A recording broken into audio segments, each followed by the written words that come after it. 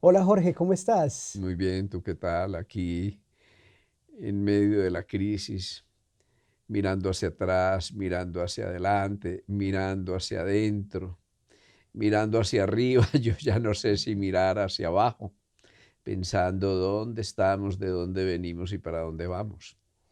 Sí, pues qué bueno. Y justamente estamos aquí en este espacio compartiendo nuevamente para dar un poquito de, no sé si respuestas, pero conversar un poco sobre toda esta incertidumbre que podemos estar viviendo, no solo nosotros, todo el mundo, porque, pues como dices tú, miramos para atrás, miramos para adelante, pero no sabemos tampoco cuál es el siguiente paso, qué es lo que deberíamos hacer, qué no deberíamos hacer, en dónde estamos, para dónde vamos. Entonces, muy rico que podamos desarrollar esos temas y enfocándolos desde diferentes ángulos. No sé, creo que podríamos empezar, por ejemplo, hablando del aspecto biológico. ¿Y ahora qué? Me gusta, ¿y ahora qué? Pongámoslo así, ¿y ahora qué? ¿Y ahora qué? ¿Qué se sigue? Bueno, mencionaste una cosa muy importante, la incertidumbre que produce un estado como de ansiedad basal, de angustia, de ganas de afirmarnos, de tener respuestas. Pero es bien claro en esta crisis que cuando buscamos una respuesta nos salen 10 preguntas. Y esa es la historia de la vida, ese es el principio de la incertidumbre. Tal vez ahora lo notemos mucho más, pero lo más cierto es lo incierto. Lo más seguro es el mundo de lo incierto, el mundo de lo profundo, el mundo de lo inasible. Digamos, ese mundo invisible, emergente e impredecible no nos puede aportar seguridad. A lo mejor nos aporte esperanza, a lo mejor podamos cultivar nuestra fe, a lo mejor podamos encontrar un poquito de confianza, pero no afuera, sino adentro, en nosotros. Entonces es un gran desafío desde todos los puntos de vista. Yo me diría que lo primero para salir de esto es aceptar la incertidumbre, es ir más allá de las razones o las sin razones, y es aceptar con humildad que es que pretendíamos tener la verdad y no la hemos encontrado, ni siquiera la verdad objetiva. Leemos investigaciones, Juan Carlos, y es tan especial que nos encontramos conclusiones que afirman una cosa y conclusiones que en nombre de la ciencia afirman exactamente la contraria. ¿Sí? Me preguntabas por la perspectiva biológica, es muy especial porque teníamos unos presupuestos al comienzo de la pandemia, no aspirina, no anticoagulantes, no antiinflamatorios, no esteroides, y todo eso que decíamos no se vuelve un sí, por lo menos parcialmente. Y entonces ahora se dice sí antiinflamatorios dependiendo de la fase de la evolución del virus, ¿sí? Sí esteroides. Hoy sabemos que los esteroides pueden disminuir en las fases avanzadas de la enfermedad, ya cuando tenemos la inundación de interleuquinas y el colapso respiratorio, pueden disminuir hasta un 50% la mortalidad. Entonces, aquello que creíamos que era maldito ahora literalmente es Ahora sí bendito, se funciona. vuelve una bendición. Así que tenemos muchas de estas cosas que van relativizando nuestras verdades y en la medida en que nosotros encontramos el principio de oportunidad, esto que es cierto en este momento es totalmente falso en el momento siguiente. Esto que es cierto para los niños es totalmente falso para los adultos. ¿Sí? Esto que es cierto para una comunidad relativamente disciplinada es totalmente falso para una comunidad indisciplinada. Respiradores sí o respiradores no, y entonces ponemos un gran interrogante, depende de, sí. Así que estamos entrando en ese territorio de la incertidumbre, donde digamos que lo científico implica una relatividad dinámica que tiene en cuenta no solo el virus, vamos desviralizando esto, e insistimos en la inmunidad, en el terreno. Pero el terreno depende de la edad, no, porque tú puedes tener una persona muy enferma y muy depletada del sistema inmune a los 20 años. Y puedes tener un anciano de 100 años al que le da el virus, como ya lo hemos visto, y sale de la virosis. Así que relativizar, individualizar, reconocer las circunstancias de la misma biología que son cambiantes, reconocer el terreno biológico. Esto es una relación entre una noxa que llamamos el virus y la reacción, el terreno. Pero no solo es la noxa y el virus, porque yo te explico, si nosotros tenemos el impacto viral y tenemos una reacción equilibrada y adecuada del sistema inmune, entonces regresamos al equilibrio. Pero si nosotros tenemos el impacto viral y el impacto viral se impone, nos quiebra. Pero lo contrario también es igualmente cierto. Si nosotros tenemos el impacto del virus y un exceso de reacción del sistema, también vamos a perder el equilibrio y posiblemente nos vamos a morir. O sea que el déficit de inmunidad, pero también el exceso o la reacción inadecuada del sistema inmune nos va a hacer romper el equilibrio que llamamos la salud. Este es el problema de la vacuna, Juan Carlos.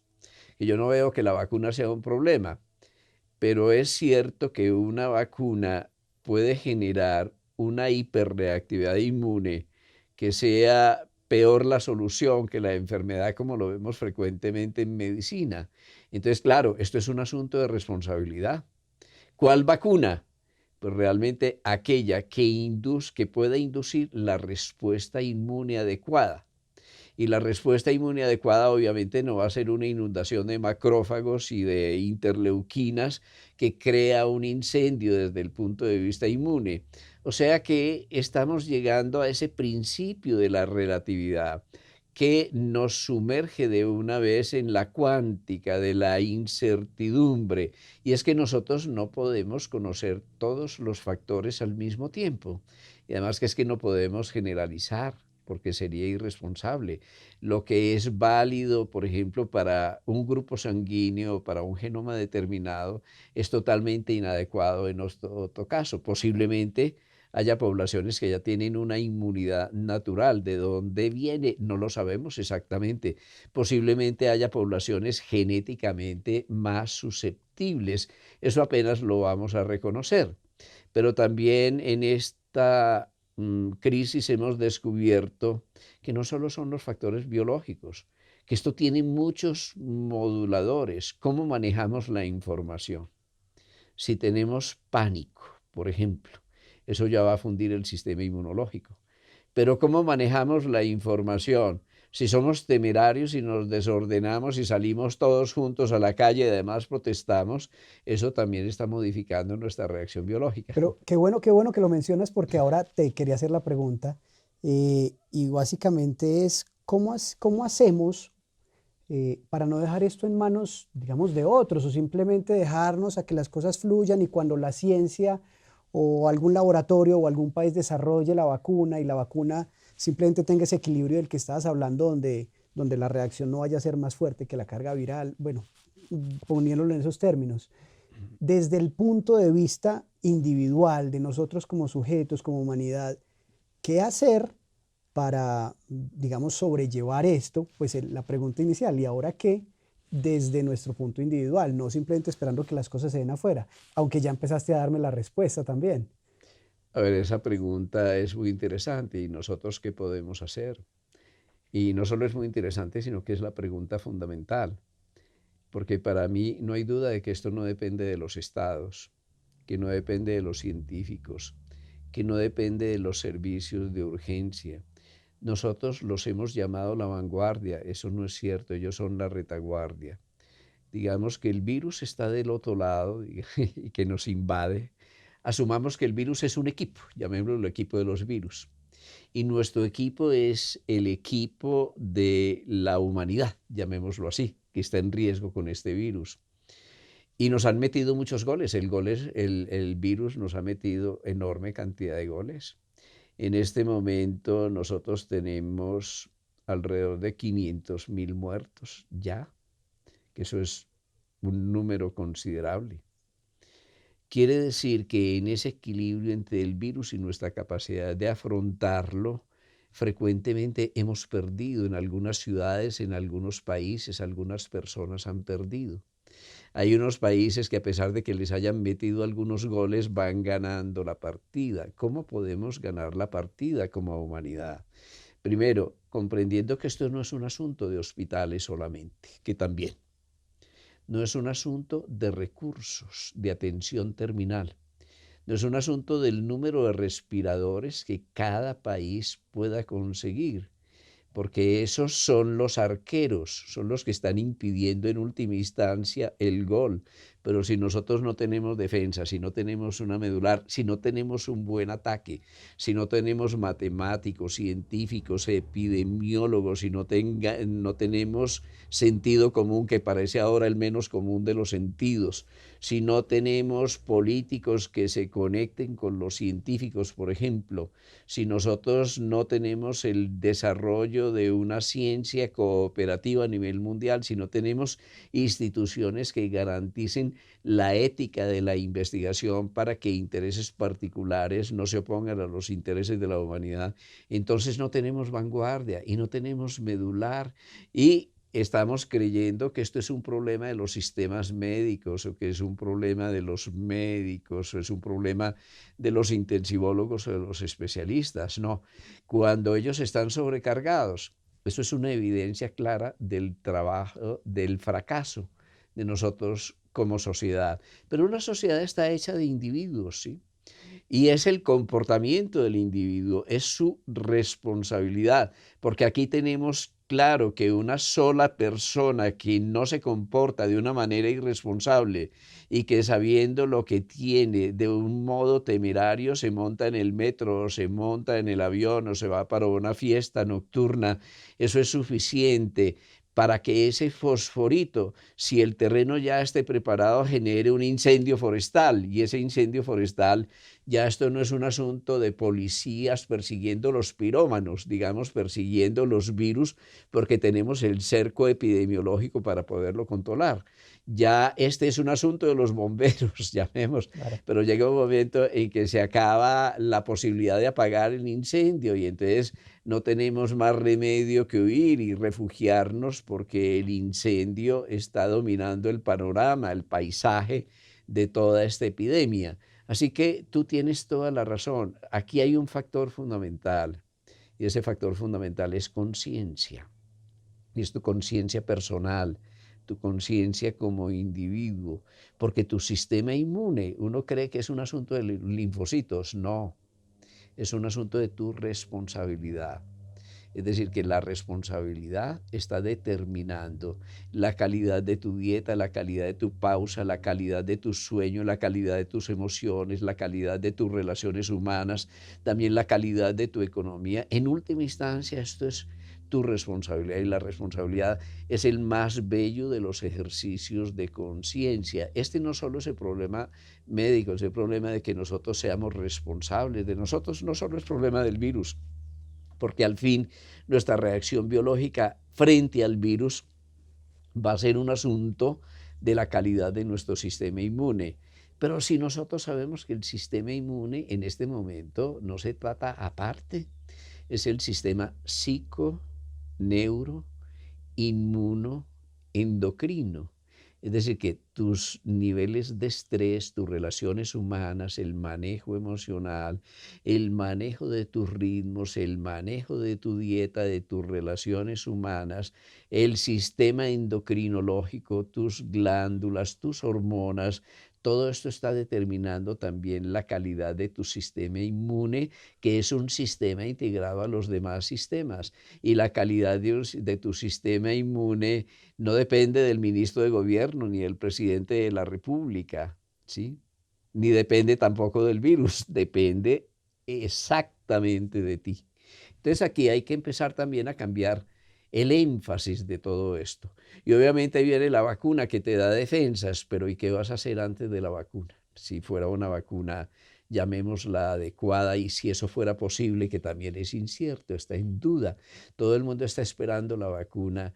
Hay investigaciones múltiples de muchos equipos del mundo y eso es una maravilla para producir una vacuna. Casi que hay una competencia, una gran velocidad para que podamos tener la vacuna, pero lo que no sabemos a ciencia cierta es si nos vamos a poder defender con una vacuna, si la vacuna la tenemos que repetir cada año o cada 2 años, si vamos a tener una inmunidad a largo plazo. Lo que sabemos por la investigación de vanguardia en este momento es que muchas veces, por lo menos en las personas asintomáticas, los anticuerpos no duran sino 2 o 3 meses, los anticuerpos protectores.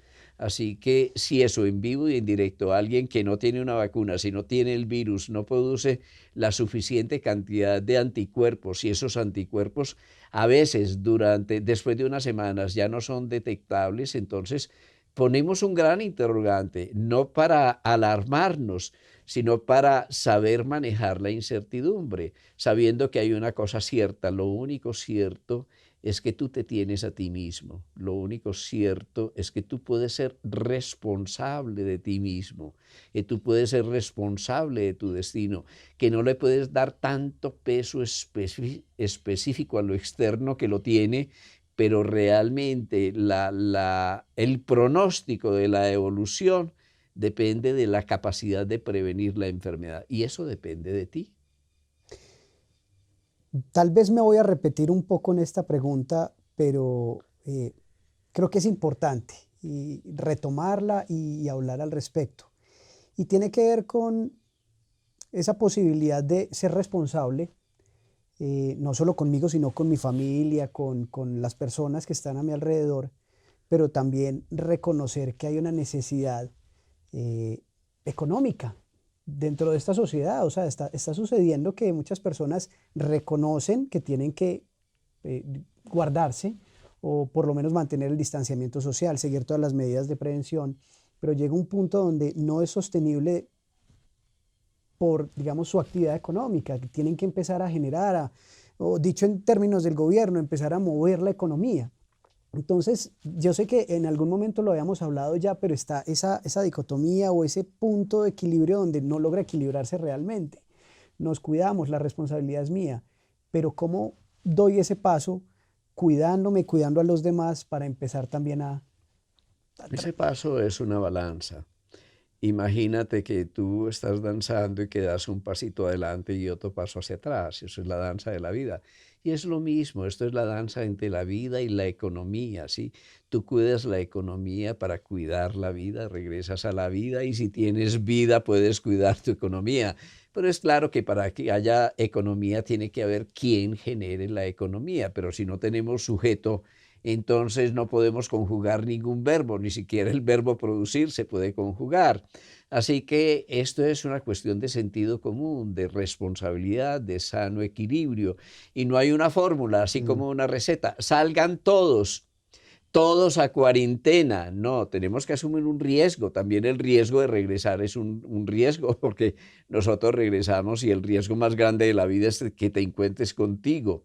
Cuando toda la vida habías huido de ti mismo, cuando habías estado ocupado, trabajando, haciendo, llega un momento en que te miras en el espejo de tus hijos, en el espejo de tu señora, y a lo mejor gruñes, es decir, que entras en ese sentido de intolerancia, de irritabilidad, porque no aguantas el confinamiento, y no es que no aguantes el confinamiento físico, sino el confinamiento psíquico. Y el confinamiento psíquico no es que no puedas salir a la fiesta, es que tengas la forzosa necesidad de confrontarte a ti mismo, de estar en contacto contigo mismo. Y eso también es un riesgo, yo lo he visto, es un riesgo psíquico.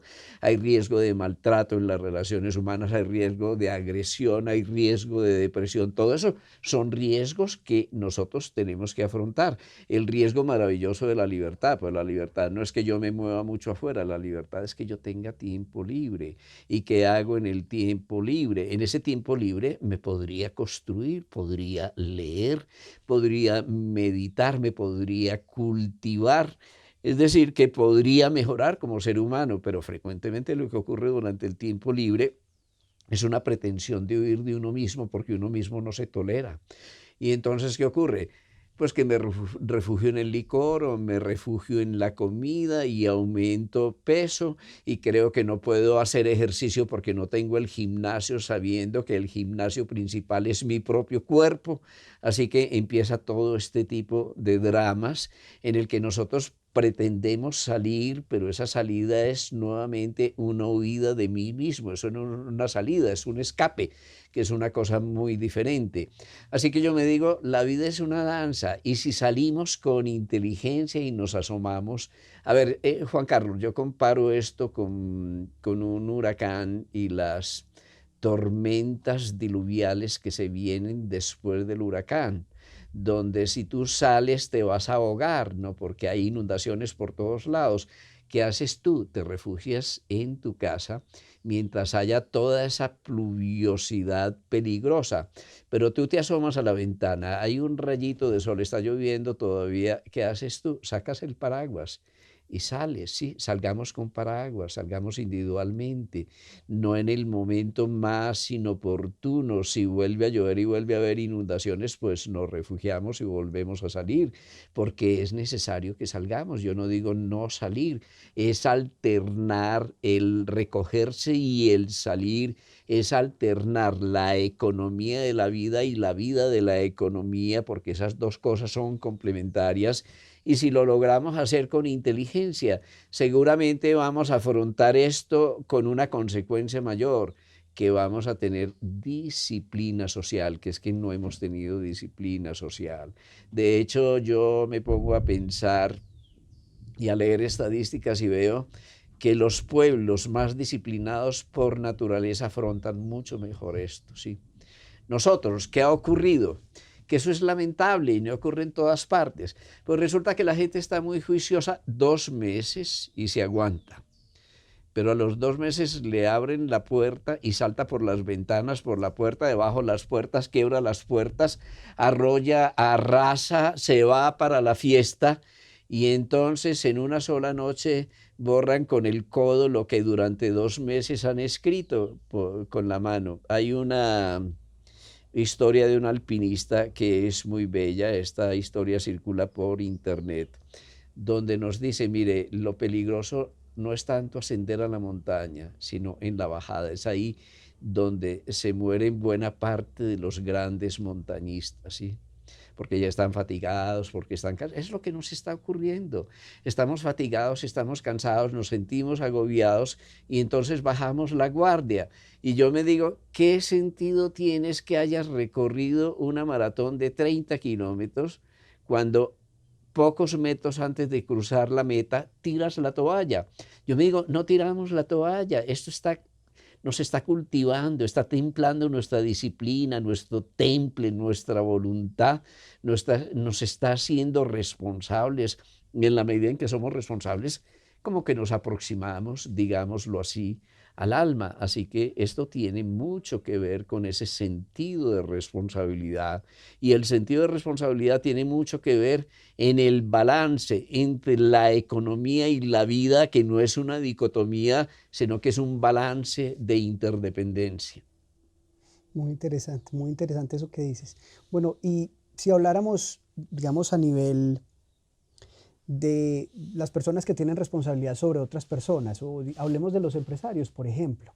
Eh, ¿Ahora qué con ellos? ¿Cuál sería su papel frente a lo que se nos viene? Porque digamos que a nivel individual podemos hablar de la responsabilidad de cada uno, ¿cierto? De encontrar ese equilibrio, pero también hay responsabilidades mayores, como las de los empresarios, por ejemplo. ¿Cuál sería el papel de ellos frente a esto que se nos viene? A ver, nosotros hemos tenido una concepción un poco paternalista del liderazgo, donde el liderazgo es una persona, una personalidad destacada, inteligente, con cierto tipo de experticias y organización que es capaz de dirigir un proceso. Eso posiblemente fue cierto, pero ahora no es exactamente cierto, ¿no? Un verdadero empresario es un líder, ¿sí? Porque es que la vida es una empresa, no solo es su empresa.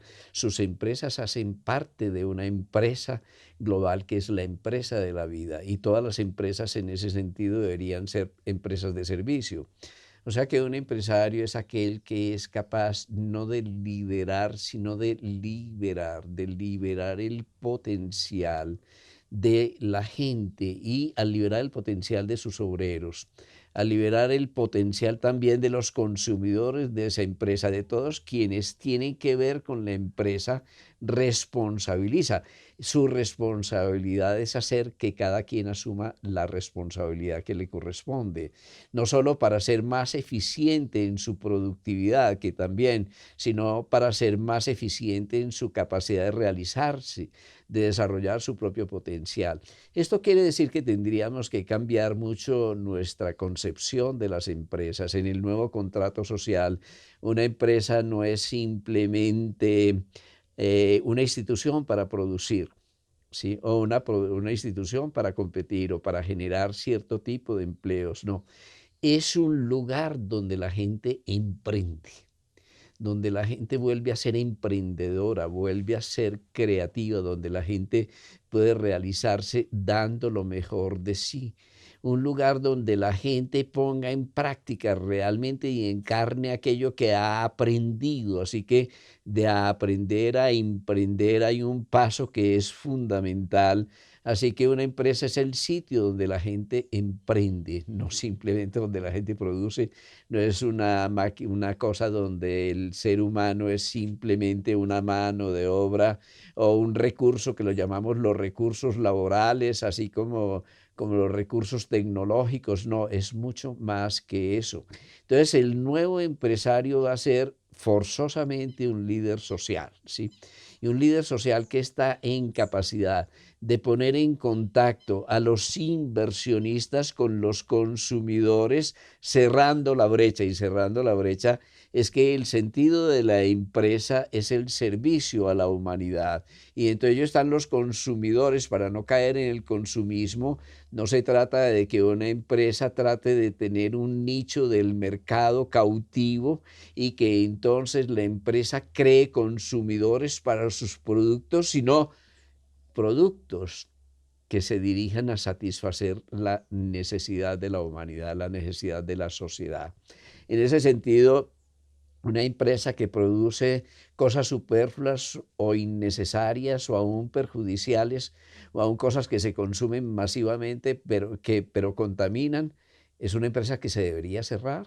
De hecho, las empresas que generan productos no esenciales en este momento están muy mal y seguramente van a estar peor, porque lo que tenemos que regresar es una economía de lo esencial, y la economía de lo esencial es una economía que nutra al ser humano, que nutra a la humanidad, y no estoy hablando solo de alimentos, sino que pueda producir aquello que humanice al ser humano, que le permite dignificar su vida, recrear su vida, vivir con fraternidad, vivir en el seno de una comunidad donde haya justicia, donde haya ese tipo de equilibrio.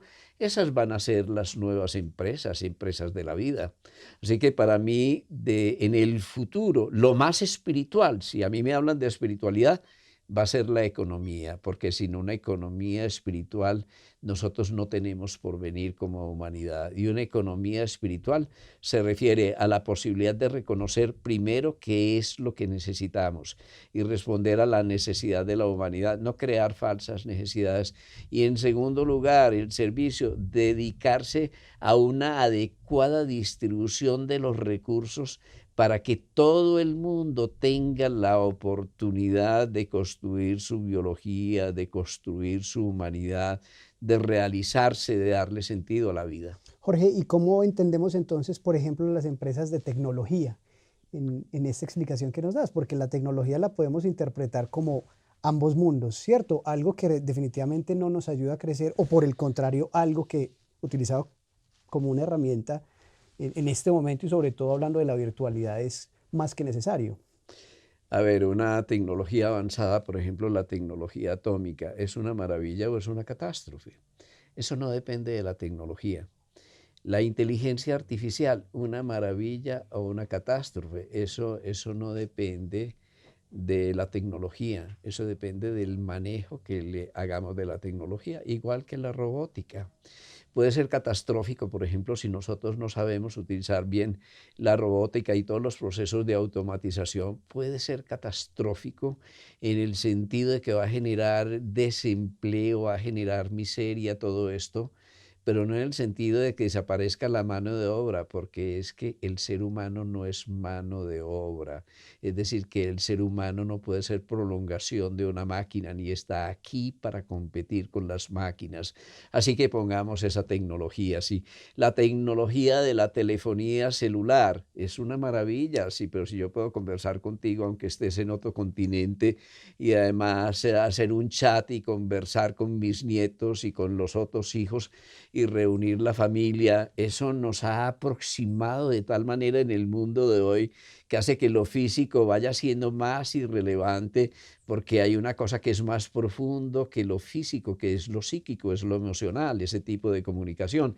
Y eso gracias a la tecnología, que 5G no es ni 4G, ni 3G, ni 5G, ni son las motocicletas los peligrosos. Yo no conozco ninguna motocicleta peligrosa, hay motociclistas peligrosos.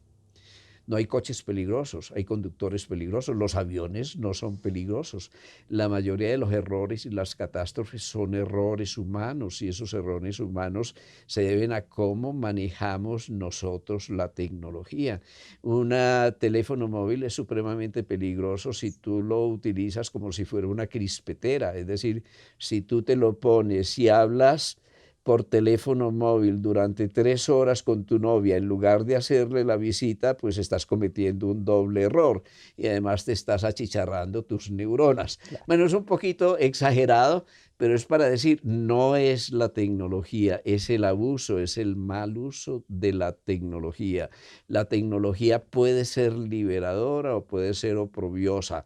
Algunos creen que la solución del mundo es negarnos la tecnología y volver a la época del taparrabos y tal vez regresar a los antiguos chinos o los antiguos hindúes o los antiguos egipcios porque eran más sabios. No, eso no es cierto. Nosotros vinimos a vivir en el presente, no en el presente retrocediendo hace 2000 años, sino retomando lo mejor de hace 2000, 2500 años para utilizarlo en la dimensión de nuestra humanidad, a la medida de nuestra humanidad, es decir, para crear el mundo que nosotros vinimos a crear.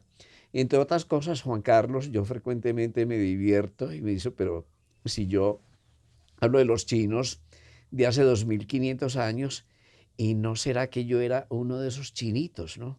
Que ahora vino a vivir en presente utilizando lo mejor de esa experiencia que seguramente está grabada en mi epigenética o en mi genoma en alguna parte, y entonces yo vengo a vivir no como vivían hace 3000 años, sino vengo a vivir como se puede vivir hoy, a inventar el mundo de hoy. Es un mundo incierto porque es emergente. El presente siempre es emergencia, estamos en emergencia. ¿Y qué conocemos de la emergencia? Pues conocemos el proceso, que lo podemos disfrutar o lo podemos sufrir, pero el resultado nunca lo conocemos, ¿sí? El sodio y el cloro se juntan, pero el sodio y el cloro son muy distintos. Lo que emerge es NaCl. De la misma manera de toda esta toxicidad, del miedo, de la explosividad, de todas las condiciones que se están dando, de esta gran alquimia planetaria, en presente vamos a emerger o nos vamos a sumergir también. Es posible que desaparezcamos, eso depende también de nosotros. Así que el resultado tú no lo puedes garantizar, pero tú puedes participar consciente y responsablemente en la dirección correcta cuando asumes plenamente tu presente. Creo que está clarísimo esa respuesta que nos das y pues muchas gracias por ella. Ahora, me hace pensar también entonces qué podemos esperar de la educación a partir de este proceso. La vida es aprendizaje, ¿no? Y la educación es una metodología que nos garantiza el aprendizaje.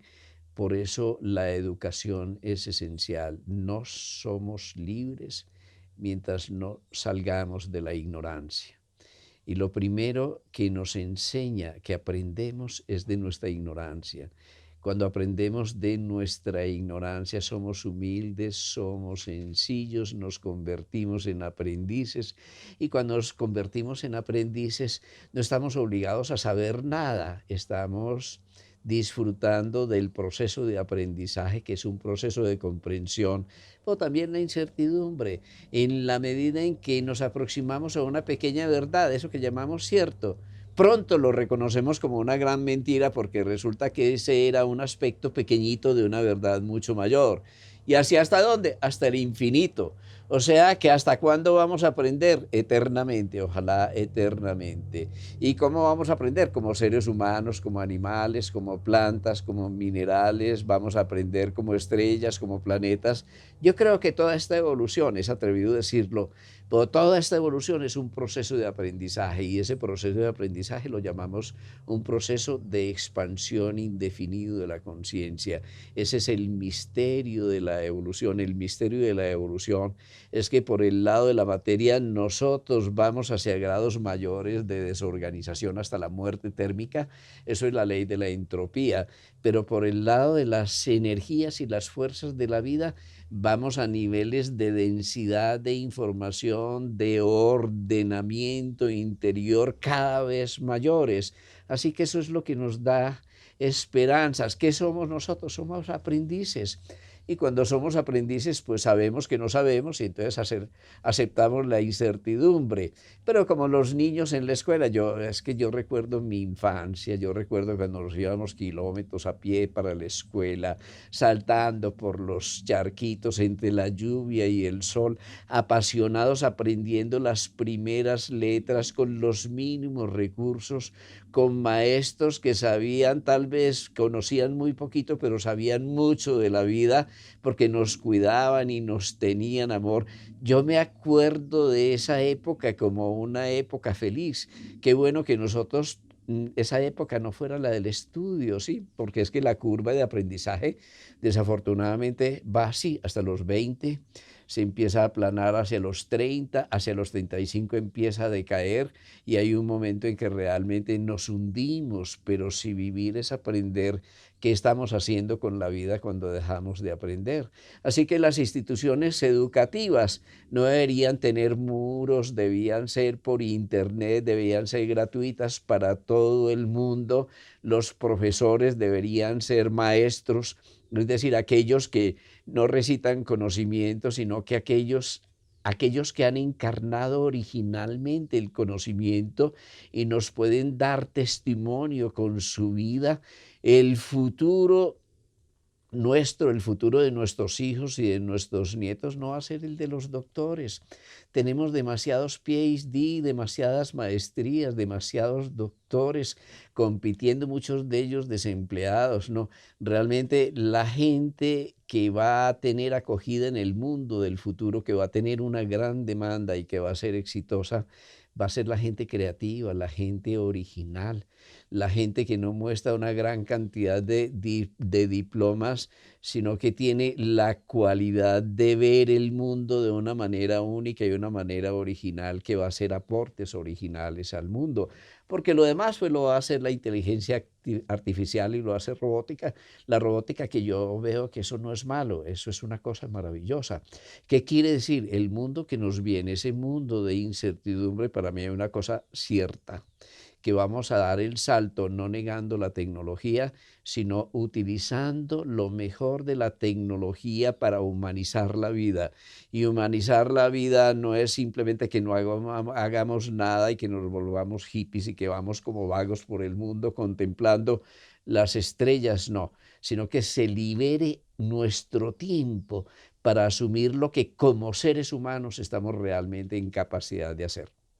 Increíble eso que Mm. nos estás diciendo.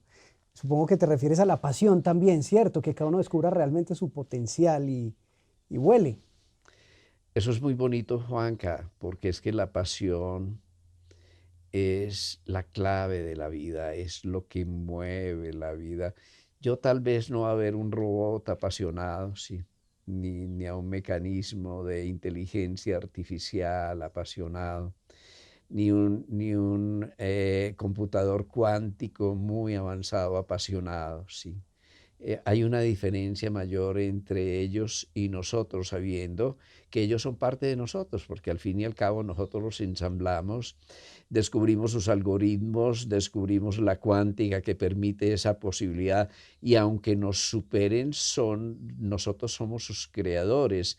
Pero hay una cosa en la que no van a competir con nosotros y es en eso, en el móvil, en el motivo, en la pasión, en la capacidad de consagrarse a una causa, en la vocación. Si ellos tienen alguna vocación es porque nosotros la programamos y se la creamos, pero esa vocación única y original que tú tienes, esa decisión de estar en un proceso de aprendizaje continuo, no lo que te enseñen, sino aquello que tú puedes aprender porque enciendes en tu corazón y lo puedes intuir. Ahí realmente nunca nos van a superar, no, nunca nos van a... Pero esto no es un asunto de competencia. Yo creo que no estamos aquí para ver si le ganamos un partido de ajedrez a un robot. No, eso no tiene sentido. No estamos para competir con ellos, sino que estamos para cooperar. Digamos que yo lo veo claramente. Toda esta tecnología es como un telescopio para ver el universo. Con los ojos desnudos no lo pudiéramos ver, pero realmente vemos el universo no con los ojos, sino con la mente, porque hay alguien que tiene que interpretar y luego que tiene que decidir. La capacidad de decidir en qué sentido se usa y cómo se usa todavía nos pertenece. Pero también es como un microscopio, tal vez no vamos a ver el mundo de los átomos y el mundo de las partículas subatómicas, pero toda esta tecnología nos permite una cosa muy interesante, expandir nuestros sentidos para darle sentido interior al universo. Y es lo que está ocurriendo. Por eso yo creo que ahora el asunto no es echarle la culpa a la tecnología, sino asumir esa tecnología con plena responsabilidad. No es echarle la culpa a la ciencia. No es que no necesitamos ciencia, necesitamos mucho más ciencia, necesitamos buena ciencia, pero que esa ciencia, digamos, sea contextualizada, se le dé sentido desde nuestra propia conciencia. Y eso es irreemplazable. Y eso tiene, Juan Carlos, un sentido profundamente espiritual. Digamos que este universo es espiritual, que esta crisis es espiritual también. No solo una crisis biológica, no es solo una crisis personal, ni económica, ni social, que también son todas esas cosas, pero cuando las agrupamos, esta crisis tiene sentido, tiene un significado profundo. Deberíamos ser capaces de hacer una lectura espiritual de la crisis. ¿Qué nos quiere decir? Ya no el virus. ¿Qué nos quiere decir esta incertidumbre, esta proximidad de la muerte, esta vulnerabilidad? ¿Qué nos quiere decir el aire limpio después de que nos refugiamos algunas semanas? ¿Qué nos quiere decir el que todas las industrias dependientes de los combustibles fósiles entran en quiebra? ¿Qué nos quiere decir el que los países más ricos tengan los problemas de desempleo más terribles y más temibles en este momento? ¿Qué significa que mientras más grande es la crisis y más vulnerables somos frente a la crisis? ¿Qué significa que este modelo de cantidades, este modelo de consumismo, este modelo cuantitativo súbitamente esté cuestionado y sea incierto y aparezca, empieza a surgir el mundo de lo autogestionario, del trueque, de lo pequeñito? ¿Qué significa que el mismo modelo económico en el que nosotros basamos todo en las tarjetas de crédito, en plásticos, en papelitos, en símbolos externos que no están respaldados realmente internamente por un valor que justifique el valor del dinero? ¿Por qué todo eso está en crisis? Me pregunto yo, ¿qué sentido tiene? Estamos emergiendo a un mundo más auténtico, a un mundo más autogestionario, a un mundo más interdependiente, a un mundo con una mayor responsabilidad social. ¿Y esto qué significa desde el punto de vista del ascenso del hombre? Es bien importante, porque estamos en las puertas mismas de una gran extinción planetaria. Eso es cierto. Eso se está prediciendo hace mucho tiempo. Los indígenas, las comunidades de sabios en los Andes, en la India, en los Himalayas, lo han profetizado literalmente. Estamos en un punto nodal, en un punto crucial de emergencia con el todo planetario, y obviamente esos puntos de alta fricción implican también un riesgo mayor, es el riesgo de extinción. Pero ese riesgo de extinción implica, porque ya hay muchas centenares de especies que han desaparecido, porque ya tenemos 500.000 seres humanos que han muerto, no sabemos si vamos a llegar a 1 millón, hasta cuándo llegue a esta crisis planetaria, pero lo cierto es que esta extinción, esta muerte que estamos viviendo tan de cerca, representa también la gran oportunidad de una transmutación, de un renacimiento, de emerger a una nueva humanidad, a una nueva visión del mundo, a una nueva visión de la naturaleza que también somos. Es ahí donde estamos. Una Mm. profunda crisis espiritual es esta también. Bueno, Jorge, supremamente interesante todo esto. Ya hemos recorrido varios temas, hablamos de lo biológico, hablamos de lo individual, la familia, hablamos de la educación, hablamos de las empresas, la tecnología. Recogiendo un poco todo esto, ¿qué esperamos? ¿Qué hay? A ¿Qué ver, viene? ¿qué esperamos? Yo no esperaría nada, sí, porque me desesperaría, sí. Mucha gente se desespera, porque es que ponerlo en el futuro, lo que podemos esperar ahora, que es ahora, ¿no? Esa es la clave, es ahora, es ya, es aquí, es contigo, es con tu responsabilidad, pero sobre todo es con tu capacidad de navegar en un océano de incertidumbre. Lo único cierto es tu presente, es tu presencia, es tu responsabilidad. Lo incierto es todo lo demás. Entonces es un llamado al compromiso. Y ese compromiso en el plano personal, en el plano biológico, claro está, satisfacer tus necesidades humanas, en el plano de tu familia, que tú te encuentres y reconstruyas ese núcleo esencial de toda sociedad, de toda comunidad, que es el núcleo familiar. En el plano de la economía, que tú sepas que eres creador de tu economía. En el plano de la dicotomía economía-biología, en el sentido de que ese es un equilibrio armónico y dinámico, donde no hay verdades absolutas, donde lo único cierto es el principio de oportunidad, que vayas haciendo cada cosa en el momento justo, en el momento correspondiente. En el plano de la tecnología, es una ciencia con conciencia que nos permita desarrollar una tecnología al servicio de la humanidad. Y en el plano de la espiritualidad, es que toda esta crisis a todos los niveles tiene un profundo sentido espiritual, y ese sentido es que tú eres necesario para la solución de la crisis, porque tú participas conscientemente del proceso de la creación cuando asumes plenamente tu presencia, tu presente, la fortaleza del alma que eres, con plena responsabilidad. Espectacular, Jorge, muchísimas gracias. Muchas gracias a ti.